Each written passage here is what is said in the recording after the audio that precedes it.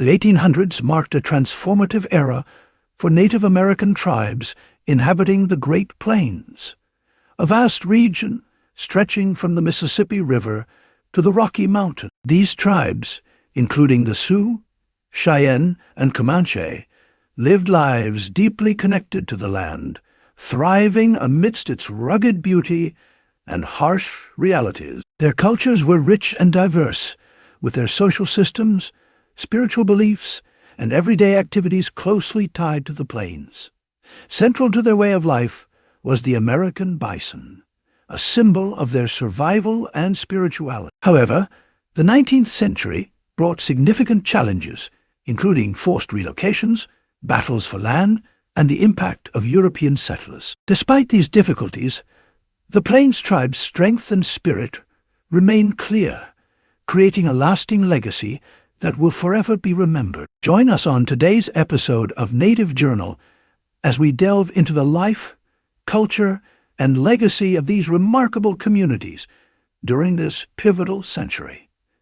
The land and its people. The Great Plains spreads from the Mississippi River across the flat land of the center of the present-day USA to the east of the Rocky Mountains. It's made up of a landscape of valleys, towering buttes, rolling grasses, prairies, bisons, and other wildlife animals, rivers, and a rich variety of fauna and flora. These tribes created villages in the spring, hunted in the summer, and then harvested their crops in the fall, and then go hunting again in the winter. The Plains was a home to several Native American tribes, such as Pawnee, Kiowa, Arapaho, Crow, Blackfoot, Comanche, Cheyenne, and Sioux. Each of these tribes have their own unique cultures and traditions.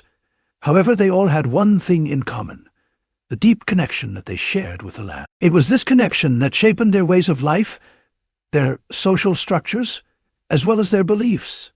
The bison was the bedrock of all these tribes, as every part of the animal was used. This huge animal provided them with shelter, food, clothing, and tools.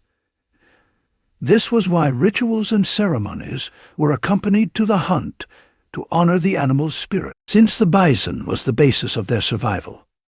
So it's no surprise that nearly all these Native American tribes were nomadic, as they moved with the seasons, just to follow the bison herds. Interestingly, these tribes defined their territories by natural landmarks and seasonal resources, instead of creating rigid borders. Despite the common practices and beliefs shared by these numerous tribes, they still maintained their specific identities and often fought over resources and territories. These conflicts and rivalries resulted to the tribes forming a coalition for mutual benefits, or engaging in wars in order to protect their respective interests, daily life, and culture. The life of the natives of the plain were built on a strong sense of community and family.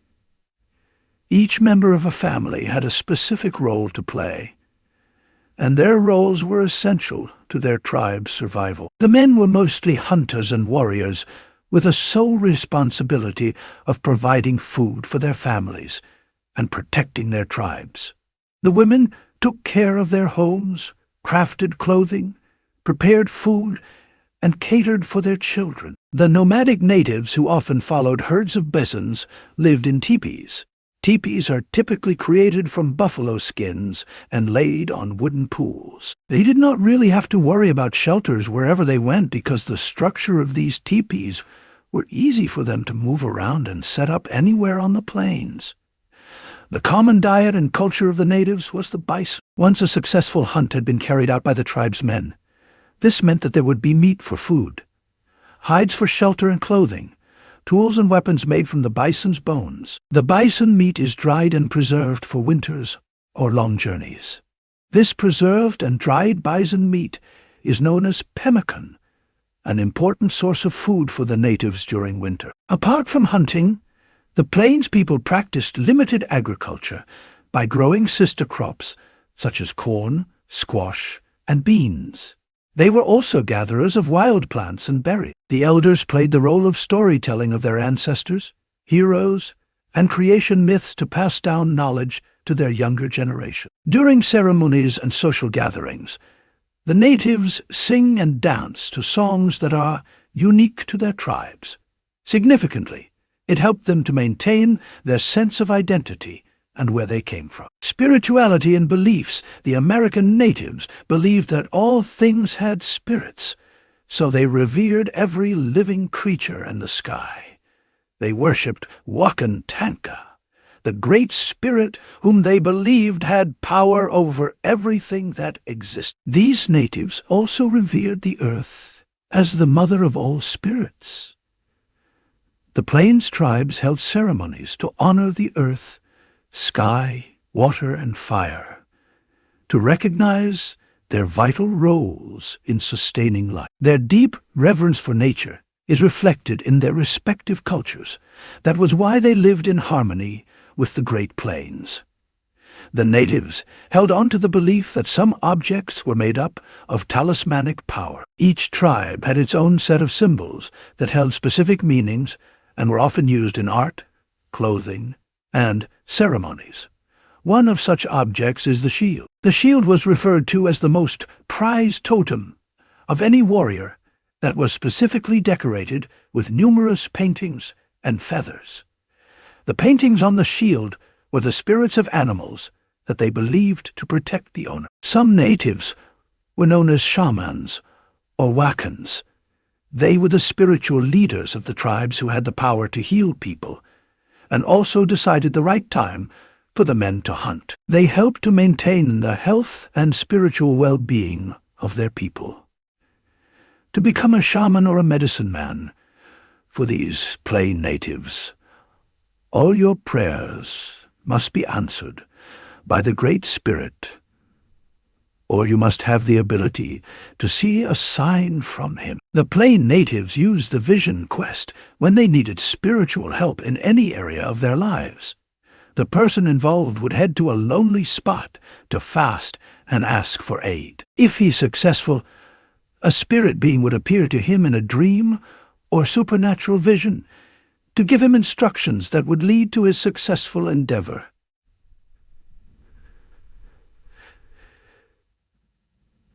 The sacred ceremonies and rituals were a crucial part of the natives' life. One of the most important was the sun dance, although each tribe had their own distinct ways of performing the dance. However, the common features among the tribes included fasting, experiencing visions, dancing, singing, praying, drumming, and more. Other sacred ceremonies included the ghost dance, which was integrated into the belief systems of the plain natives by Wovoka, who was known as the prophet of peace among the Powhatan. Wovoka prophesied that the white American expansion would come to a peaceful end, and he fostered this prophecy by preaching messages of an honest life, clean living, and cross-cultural cooperation. At first, this ritual was only common among the Powhatan, according to Wovoka, but soon it spread its tentacles to other tribes, who selectively integrated some of the aspects of the ritual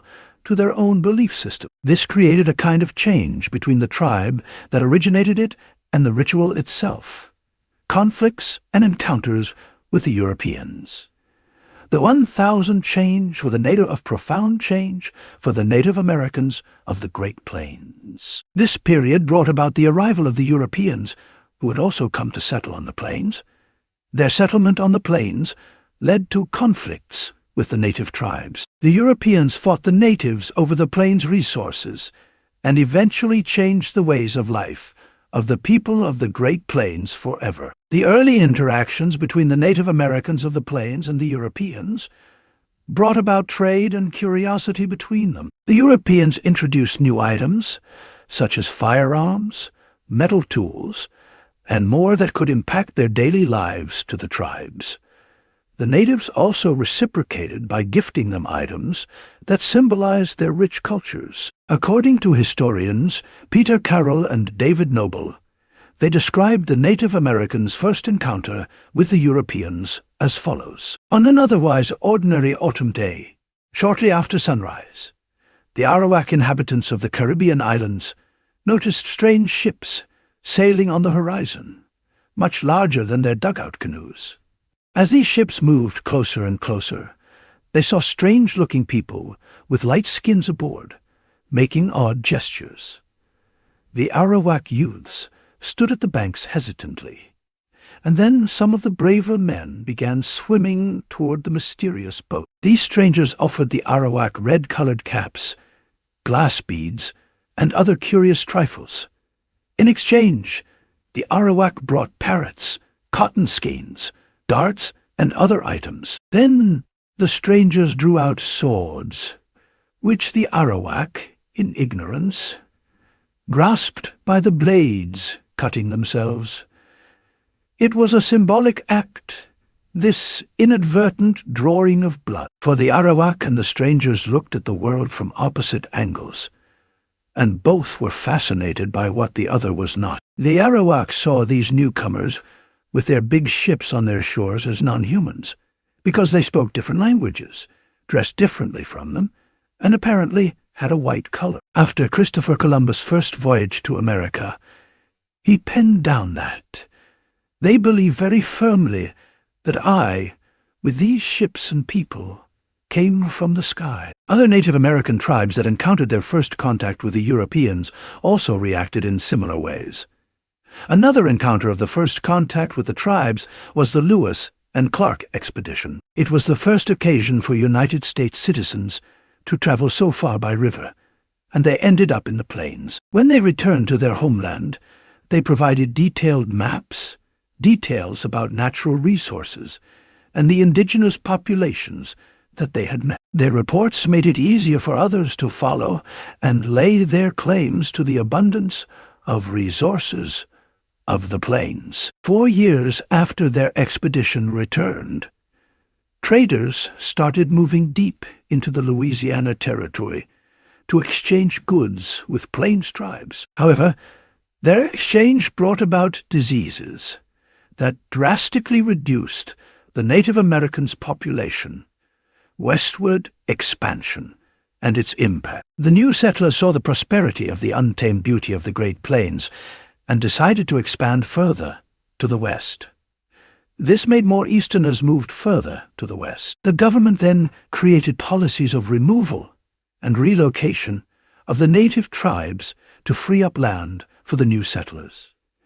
One of such policies was the Doors Act, or General Allotment of 1887, which allowed the government to divide up reservations into tracts of land for individuals and families. Many reservations for the Native Americans were located far away from the tribe's historical, cultural, and sacred areas, and from traditional hunting, fishing, and gathering areas.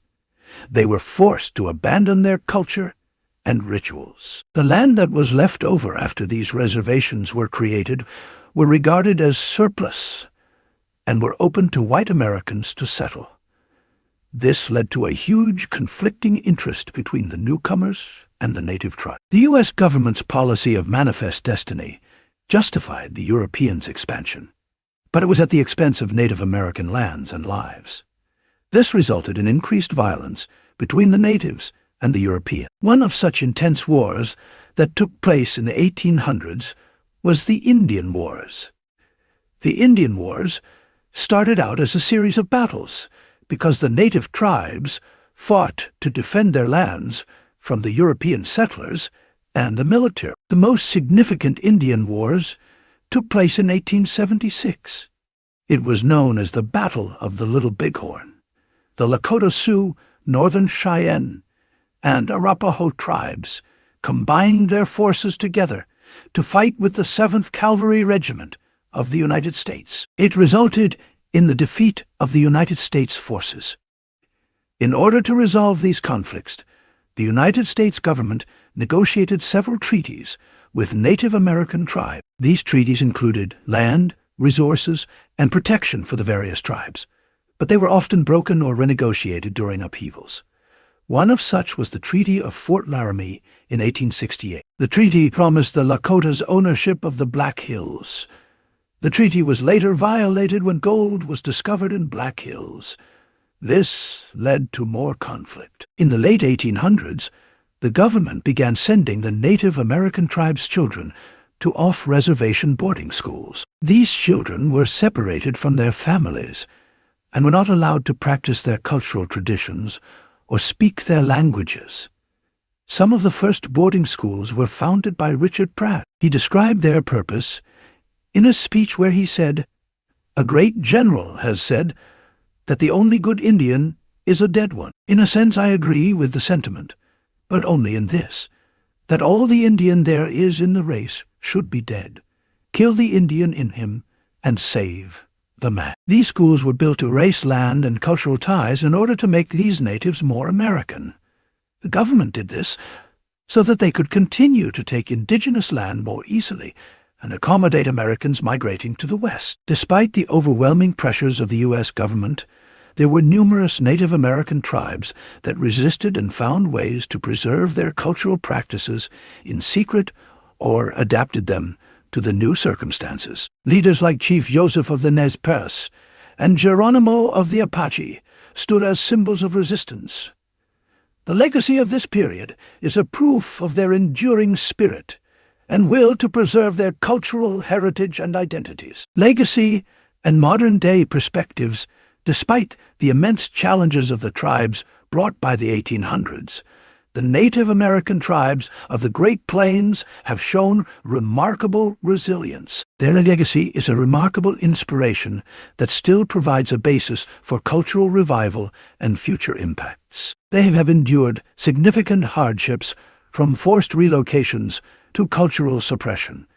Yet, they were able to ensure the survival of their languages, customs, and spiritual practices, and still passed it down through generations. Over the years, the Native American people have rekindled their cultural heritage by creating a powerful movement towards it. Some of their efforts include language preservation programs, the reintroduction of traditional ceremonies, and the teaching of ancestral skills and knowledge to younger generations. To showcase their rich traditions, they celebrate powwows and cultural festivals. Today, the Native American tribe still continues to face some challenges, such as economic development, land rights, healthcare disparities, as well as preserving their cultural heritage. However, these tribes are in full action to resolve these issues by legal action, community programs, and advocacy. Numerous tribes have been able to achieve remarkable successes,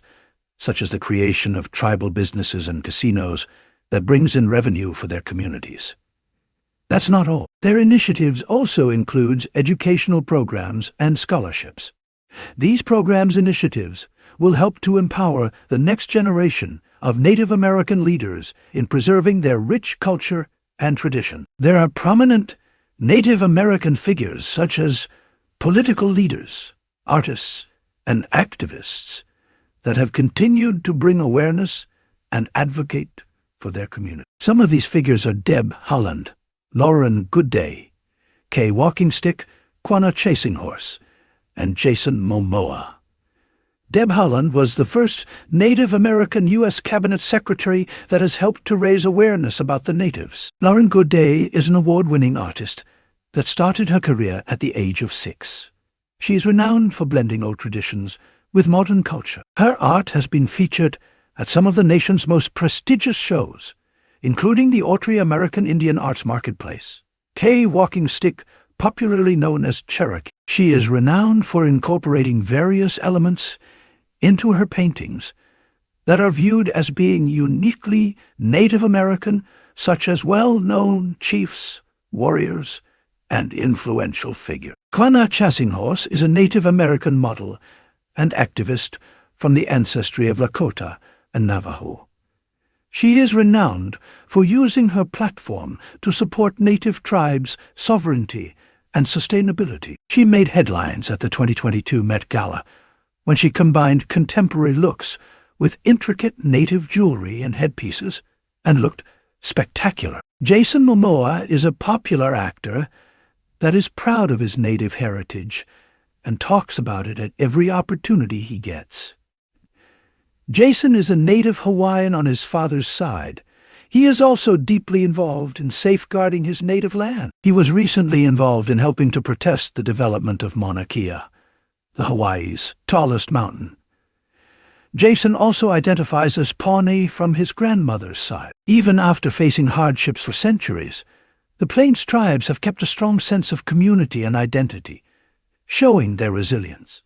This is why they take the preservation of their cultural traditions seriously and fosters communal bonds. All these and more provide a sense of belonging and continuity, thereby helping them to navigate the complexities of their modern existence. Looking to the future, the Native American tribes of the Great Plains are focused on creating and developing sustainable and prosperous communities that's blended with their traditional knowledge and modern innovations, so that as they are charting a path forward, it will honor their heritage while embracing new opportunities that civilization brings. And with that, we wrap up today's episode. Thank you for joining us once again. We hope you enjoyed this video. Remember to hit the subscribe button and turn on the notification bell so you will be the first to see our new updates. See you in our next video.